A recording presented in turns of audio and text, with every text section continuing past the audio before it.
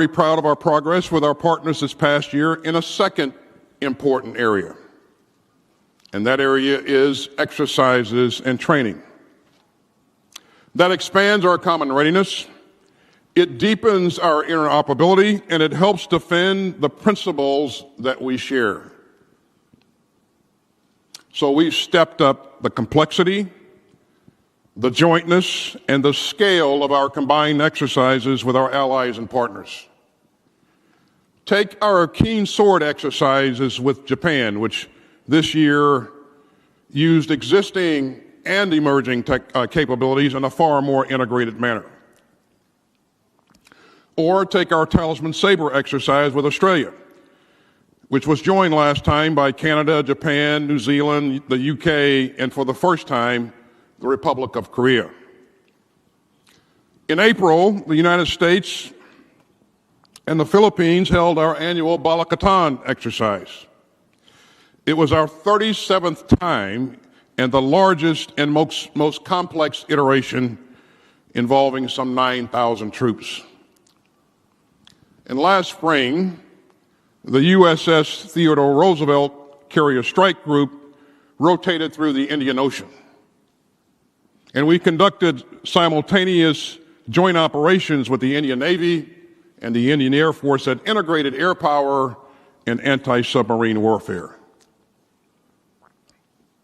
We're also finding new ways for our friends to operate together and looking for new constellations of partners, including good friends from Europe and beyond. Just think of La Pérouse, an exercise last spring with navies from Australia, France, India, and Japan. Or consider Garuda Shield, our annual bilateral exercise with Indonesia. And this August, for the first time, we're expanding it. It will now include a total of 14 participating countries, including Australia, Canada, Japan, and Singapore. And later this month, we'll host the 28th iteration of RIMPAC. Forces from 26 countries with 38 ships and nearly 25,000 personnel will gather along U.S. shores for the world's largest naval exercise. Now, we're also working more closely with our partners in ways that aren't quite so visible. And that includes tackling gray zone actions that chip away at international laws and norms. And we're bringing to bear the full resources of the U.S. government to do so. And that includes unprecedented Coast Guard investments in the Indo-Pacific. And I'm proud to say that the Coast Guard's new outstanding Commandant, Admiral Linda Fagan, is here with us in Singapore, and within her first 2 weeks on the job, that I might add. You know, it's the first time that a U.S. Coast Guard Commandant has joined us at the Shangri-La Dialogue. And it's a sign of how important Southeast Asia is to the Coast Guard. Next year, our Coast Guard will also deploy a cutter to Southeast Asia in Oceania. And that will open up new opportunities for multinational crewing, training, and cooperation across the region. And it will be the first major U.S. Coast Guard cutter permanently stationed in the region. And that brings me to a third important aspect of our common efforts to defend our shared principles. More and more, we're working in new and flexible and custom-made ways with our friends. And our partners are doing the same thing with one another. Even as we strengthen our commitment to ASEAN's centrality and its leading place in the regional architecture. And that's meant the rise of nimble and flexible security networks that add stability to the region. You see this trend in new, important new discussions about regional security, with different groups of partners talking together about shared challenges and working together in new ways.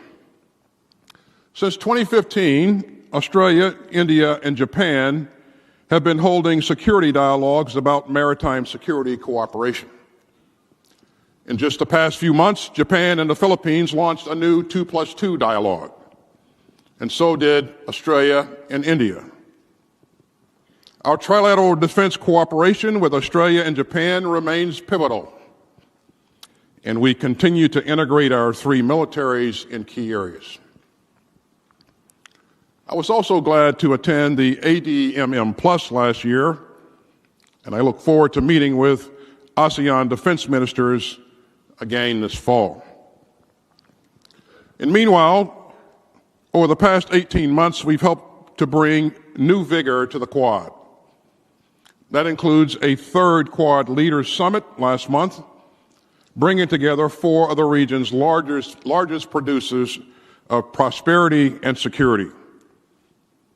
And as the Quad leaders have noted, they are eager to work with ASEAN and the Pacific Islands to advance our shared goals. We're also working together to make the region's security architecture more transparent and more inclusive. So think of the new Indo-Pacific Partnership for Maritime Domain Awareness, which President Biden announced in Tokyo last month. Now, this important initiative aims to provide better access to space-based and maritime domain awareness to countries across the region, including here in Southeast Asia. And this new partnership will harness together regional information centers that will help us build a common operating picture and work together to tackle illegal fishing and other gray zone activities. In today's interconnected world, we're also seeing new ways to support our European security partners, growing engagement in the Indo-Pacific. So we'll keep expanding our consultations with European countries on regional security issues. And we'll deepen and widen the dialogue and cooperation among NATO and our core Indo-Pacific allies. You know, several of our European allies have been deploying to the Indo-Pacific and operating alongside our partners here in unprecedented ways. The United Kingdom made history last year with its deployment of the HMS Queen Elizabeth as part of a multinational carrier strike group that included a U.S. destroyer, an American Marine Corps F-35 squadron, and so it was a significant accomplishment. Such deployments send a message of strength and stability, and that's deeply important for all the peoples of the region. And it's especially important given the challenges to security and stability in the Indo-Pacific. As our national defense strategy notes, we all face a persistent threat from North Korea. The United States will stand ready, always stand ready, to deter aggression and to uphold our treaty commitments to and the will of the UN Security Council. North Korea's habitual provocations and missile tests only underscore the urgency of our task. And so we're deepening the security cooperation among the United States, Japan, and the Republic of Korea. Together, we will continue to strengthen our extended deterrence against nuclear arms and ballistic missile systems. And we remain open to future diplomacy and fully prepared to deter and to defeat future aggression. We'll also stand by our friends as they uphold their rights. And that's especially important as the PRC adopts a more coercive and aggressive approach to its territorial claims. In the East China Sea, the PRC's expanding fishing fleet is sparking tensions with its neighbors. In the South China Sea, the PRC is using outposts on man-made islands bristling with advanced weaponry to advance its illegal maritime claims. We're seeing PRC vessels plunder the region's provisions, operating illegally within the territorial waters of other Indo-Pacific countries. And further to the west, we see Beijing continue to harden its position along the border that it shares with India. You know, Indo-Pacific countries shouldn't face political intimidation, economic coercion, or harassment by maritime militias. So the Department of Defense will maintain our active presence across the Indo-Pacific. We will continue to support the 2016 Arbitral Tribunal ruling, and we will fly, sail, and operate wherever international law allows. And we'll do this right alongside our partners. And we'll continue to be candid about the challenges that we all face. You know, we've seen an alarming increase in the number of unsafe aerial intercepts and confrontations at sea by PLA aircraft and vessels. In February, a PLA Navy ship directed a laser at an Australian P-8 maritime patrol aircraft, seriously endangering everyone on board. And in the past few weeks, PLA fighters have conducted a series of dangerous intercepts of Allied aircraft operating lawfully in the East China and South China Seas. Now, this should worry us all. And the stakes are especially stark in the Taiwan Strait. Our policy is unchanged and unwavering. It has been consistent across administrations. And we are determined to uphold the status quo that has served this region so well for so long. So let me be clear. We remain firmly committed to our long-standing One China policy, guided by the Taiwan Relations Act, the 3 joint communiques, and the 6 assurances. We categorically oppose any unilateral changes to the status quo from either side, and we do not support Taiwan independence. And we stand firmly behind the principle that cross-strait differences must be resolved by peaceful means. Now, as a part of our One China policy, we will continue to fulfill our commitments under the Taiwan Relations Act. And that includes assisting Taiwan in maintaining a sufficient self-defense capability. And it means maintaining our own capacity to resist any use of force or other forms of coercion that would jeopardize the security or the social or economic system of the people of Taiwan. So our policy hasn't changed. But unfortunately, that doesn't seem to be true for the PRC. As my friend Secretary of State Blinken has also noted, we see growing coercion from Beijing. We've witnessed a steady increase in provocative and destabilizing military activity near Taiwan. And that includes PLA aircraft flying near Taiwan in record numbers in recent months, and nearly on a daily basis. And we remain focused on maintaining peace, stability, and the status quo across the Taiwan Strait. But the PRC's moves threaten to undermine security and stability and prosperity in the Indo-Pacific. And that's crucial for this region. And it's crucial for the wider world. Maintaining peace and stability across the Taiwan Strait isn't just a U.S. interest, it's a matter of international concern. So let me be clear. We do not seek confrontation or conflict. And we do not seek a new Cold War, an Asian NATO, or a region split into hostile blocs. we will defend our interests without flinching. But we'll also work toward our vision for this region, one of expanding security, one of increased cooperation, and not one of growing division. And I continue to believe that big powers carry big responsibilities. And so we will do our part to manage these tensions responsibly and to prevent conflict and to pursue peace and prosperity. And as I said in Singapore last year, great powers should be models of transparency and communication.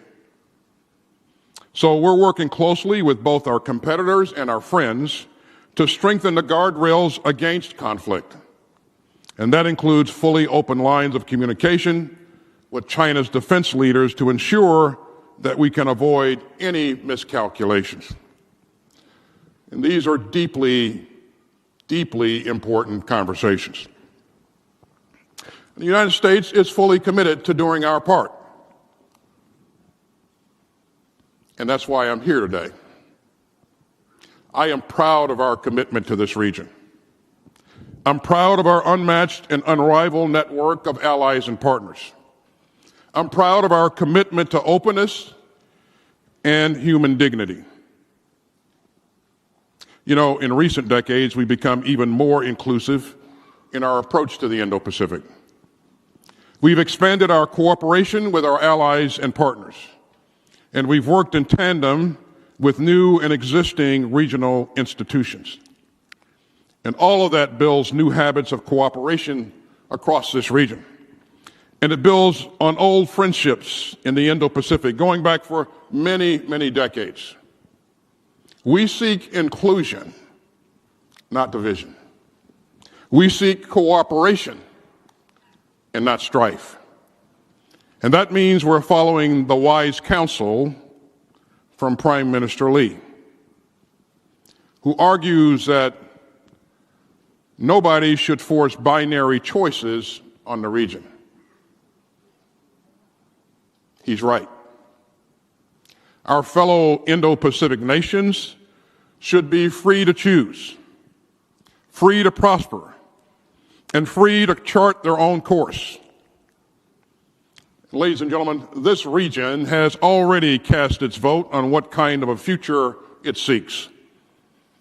It's an interconnected and optimistic future, one rooted in the rule of law and a profound commitment to freedom and openness. And it's a future that we can only make real by working together. As President Kennedy put it back in 1962, quote, "Acting on our own by ourselves, we cannot establish justice throughout the world, or provide for its common defense, or promote its general welfare. But joined with other free nations, we can do all this and more. And ultimately, we can help to achieve a world of law and of free choice, banishing the world of war and coercion." Now that's a vision worth working for. It's a vision grounded in the best traditions of the United States, and it's a vision that reaches for the highest aspirations for the Indo-Pacific. We don't believe that this vision can be imposed, but we do believe that it can be achieved by working together, by listening to one another, and by acting as good friends and good neighbors, and by again showing the world the power of partnership. It's great to be here with all of you. Thank you very much.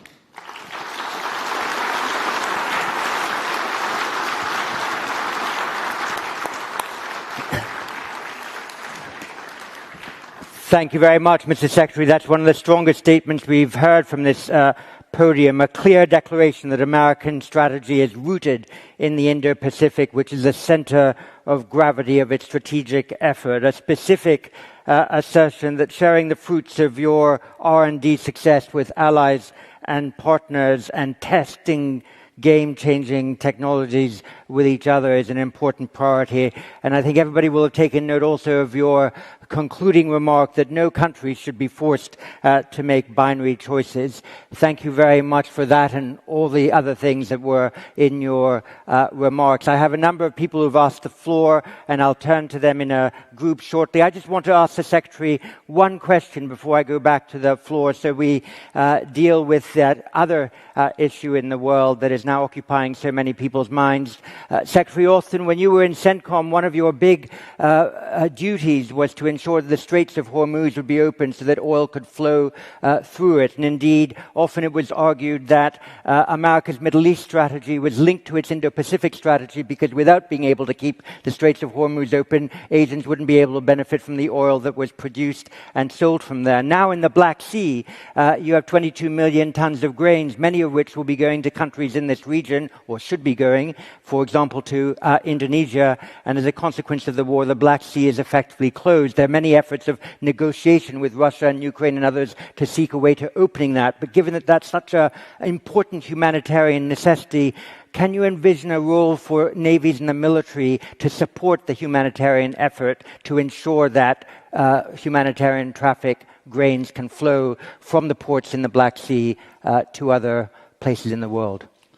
Well, let me just say that this is a very important issue and one that leaders in the region and across the globe are focused on. When you ask whether or not our militaries of the region and of the world can add value, of course we can. But we would always want to seek a diplomatic solution first, and I see a lot of energy in that area ongoing as we speak, and we would hope that the right things happen. But this didn't have to happen. We are here because of the choice of one man, the choice of Vladimir Putin. He chose to invade his neighbor, unprovoked invasion. It was not based on any kind of logic or reason, and we see the consequences of actions like that. And so I think that reminds us of how important the rules-based international order is. So. I'll turn the floor, take 3 or 4 in a group. First, from the Republic of Korea, Chung Min Lee.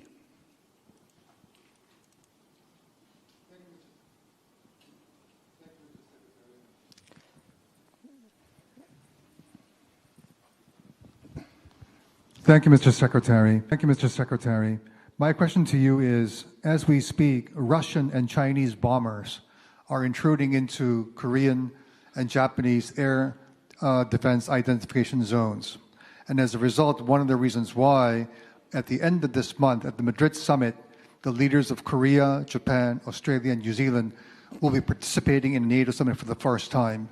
What can your close allies do here in the region to augment European security and vice versa? Thank you very much. If you like to. I didn't hear the end of that. What could we do to... Go ahead. My question was, what can your 4 closest allies do in the region to augment European security, because the leaders of Korea, Japan, Australia, and New Zealand will be participating in the NATO summit in Madrid this June? Well, first of all, countries from this region, as you heard me say earlier, have been very supportive of the effort in Europe. Thus far, they've provided, a number of countries have provided security assistance, and other countries have provided humanitarian assistance, and this is very, very important. You've seen me pull together ministers of defense from across the globe, quite frankly, to focus on those things that we can do to continue to help Ukraine as it struggles to defend its sovereign territory. And I say struggle, but quite frankly, we're all proud of the work that the Ukrainians have done. They are absolutely inspiring in terms of their commitment to their democracy, their will to defend their land. And I think there are great lessons to be learned from from that for all of us in terms of their commitment. But again, I will host another one of those meetings in about a week as I go to Brussels. We started out with 40 countries contributing capability. It grew the next meeting to 47 countries, and now it's over 50 countries. And that shows you how much the global community cares about this issue and how much countries around the world want to help Ukraine in its effort to defend its sovereign territory. Thanks very much. And next from the U.S., Bonnie Glaser, if you can put up your hand as well. It looks like your microphone is working. Go ahead. Bonnie. Thank you, Secretary Austin. The most dangerous potential conflict in the Indo-Pacific is a war in the Taiwan Strait that would arise from a Chinese attempt to seize Taiwan by force. And President Biden has recently said, repeated actually, that he would defend Taiwan if attacked. What are the steps that the United States, our allies, and Taiwan need to take to bolster deterrence so that peace and stability in the Taiwan Strait can be preserved? Thank you. Thanks, Bonnie. First of all, you've heard me say and heard a number of our leaders, senior leaders, say that we think that any unilateral change to the status quo would be unwelcome and ill-advised. I would just highlight that our policy on Taiwan has not changed.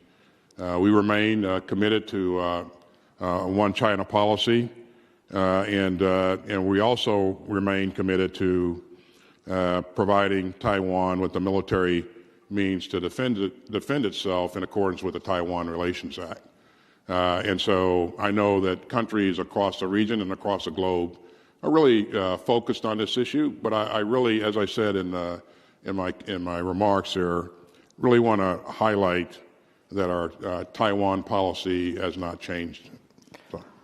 And from the Philippines, again, put your hand up, Jeffrey Ordoniel, but it looks like your microphone is working, so go ahead. Thank you for the opportunity.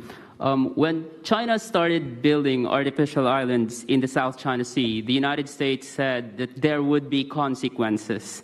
China completed those artificial islands. The United States also said that there would be consequences if China militarized those islands. China militarized those islands anyway, stationing bombers and fighter jets. So I guess many of us here are curious, what will be different in the Biden administration's approach to the South China Sea? Because it seems that the current policy is not working, or at least not changing the behavior of China. Thank you. Yeah, so some of the consequences that we've seen is that we've seen allies and partners grow closer together and work together in a more deliberate way to make sure that they have the ability to protect their interests and their territorial waters. And we've seen, again, in the last couple of years, bonds continue to strengthen. We've also seen, like-minded countries bond together to create new capabilities. So the effect has been that it's had an effect, that there are some consequences, and those consequences are a much more united region, a region that's focused ever so much more on a vision of free and open Indo-Pacific. So I think there have been consequences. And next from Singapore, Lin Kwok. Go ahead. Thank you, John. Thank you, Secretary Austin. Yesterday, Prime Minister Kishida cautioned that Ukraine today may be East Asia tomorrow. Do you share the Japanese Prime Minister's concern, and if so, why? Would it be because of a general sense that Ukraine reminds us that war anywhere is possible and we should not be complacent? Or perhaps because the United States has concrete concerns that China is like Russia, because both are autocracies, and will therefore act like it? I would say I would think it's the former, that anything is possible, and so I mean there's a reason that we have militaries to defend our sovereign territory, and so we need to be mindful of the fact that those militaries, our defenses, need the right kinds of capabilities. I go back to the questions that I asked earlier. Do rules matter? Does sovereignty matter?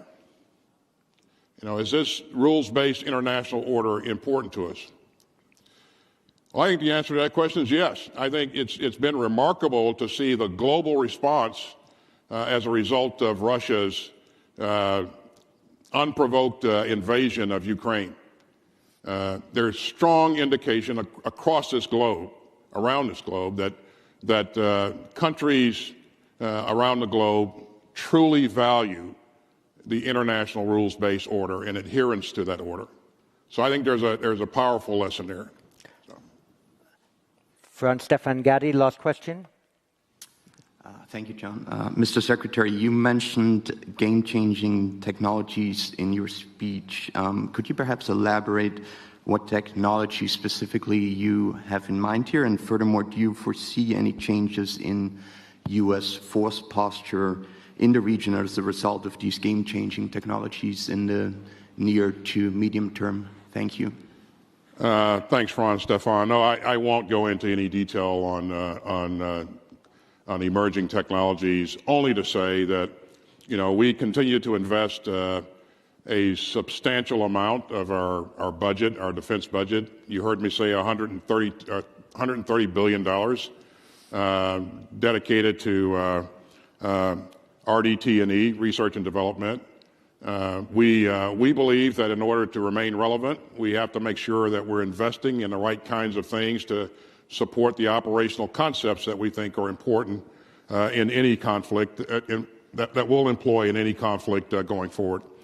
I would just say that it's important for us to continue to work with our allies and partners as we develop these technologies. And you heard me commit to doing that in my remarks, and we're serious about that. And so, but I won't elaborate on any of the specific technologies in this forum.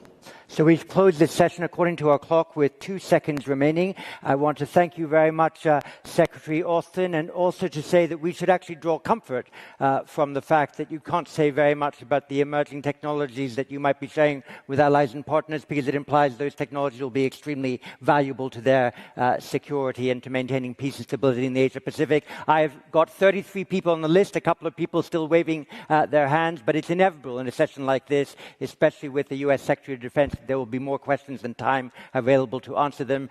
Be reassured that I will find you for the next session. But for the meantime, please thank Secretary Austin for his plenary address to this Shangri-La Dialogue. Thank you very much.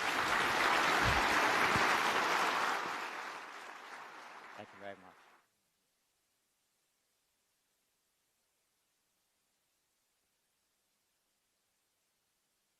That the next plenary begins immediately. We're only engaged in a staging break at present, where name tags will be changed, another chair added, and I would ask the 3 speakers in the next session to approach the stage and join me so that we can begin within 2 or 3 minutes of the end of this session. Thank you very much.